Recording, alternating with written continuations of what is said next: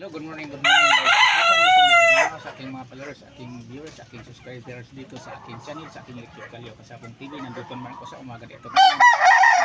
Naman ang konting tips sa inyo tungkol sa alaman ko sa labanan, sa pag-alaga dito sa industriya rin sa labanan sa Kasabong.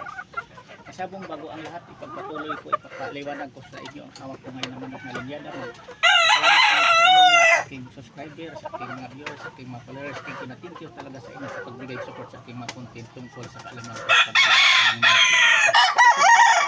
Pagkakali, pakilala ko na sa inyo, ito na siya yung sweater ko nga tinawag ko linyada na sweater bullet. Ako na ang nagparis nito, ang nanay nito niya sweater, ang ama bullet doon. Lugo na oh. Wala nang buntot, pangit na tingnan. Paliwanag pala sa inyo para sa inyong mabaguhan pa lang. Ang katanungan ng isa natin kamagsabong, sabi niya, bakit daw ang manok na quality wato kung matatalo sa pangit na manok,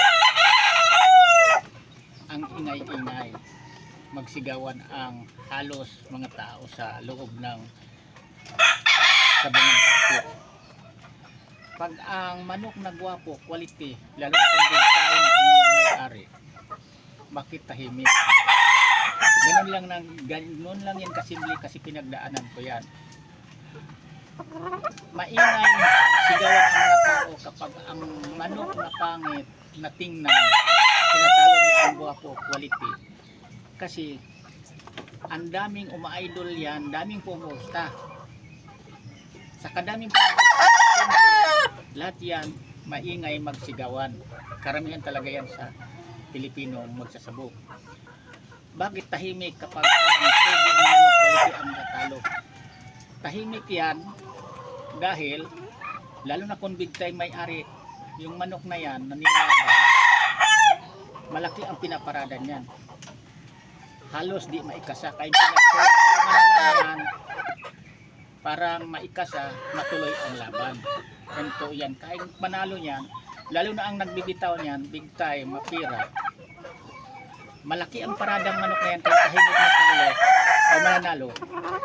Kasi malaking mo parada, tahimik, hindi sumisigaw. Gumbagan yan lang sa daliri kung manalo ang manok niya. Samantala ang pangit na manok, ang daming sumisigaw yan dahil karamihan sa sumasahod niyan maliit kumusta, sumasahod ng maliitan lang, pero malaki ang sinisigaw, ang daming sinisigaw. Magsigawan yan sila lahat kahit nakasahod lang ng maliit. Sa sobrang nilang tuwaan, hindi natin maiwasan. Ganun talaga, sa sobrang saya, katuwaan nila nga ang pangit ng manok, pinuspostahan nila, pero pinatay, willing sila tinatalo ang manok ng big time na gwapong quality. Totoo, pero di rin natin masasabi dahil wala sa pagmumuka. Sinasabi ko sa inyo, ang panalo sa manok, kahit pangit tingnan, karamihan yan quality na rin, mahusay gumatog palo yan. Kasi hindi rin yan dalhin sa isa ka magsabong, isa ka nagmay-aring manok na yan na pangit tingnan kung walang ibubuga din na kagalingan. Totoo, kasi crosses ang manok. Di mo masasabi kahit pangitingnan, sinasabi ko naman sa inyo, wala sa pagmungka ang panalo sa manok. Dahil pangitingnan siya pero naggaling naman sa imported quality linyada yan. Yan ang totoo. Kaya yan lang kasimple, kapag ang manok na tahimik, ibig sabihin mananalo yan, tahimik, gwapo, tahimik na tahimik, ang sabong kaktit, ibig sabihin yan nananalo yan, yan malaki ang parada, sulo lang sa may-ari, halos ang pinuposta niyan, kaya walang sigawan. At saka kung ang manok na pangit malalo, kaya nagsigawan yan dahil sinasahod yan, tulong-tulungan yan sa sa kadaming taong sumasahod niyan, simpre magsigawan sila sa sobrang tuwa. Yan ang tuwa. Yan lang, sana mayroon kayong matulog ng mga baguhan pa lang tungkol sa pugi ng manok na pag pinalo sa pangit, nagsigawan, nagsiyawan ang mga sabungero sa loob ng sabong kapit. Yan lang, bukas lang na ibang topic na ipapaliwanag ko sa inyo.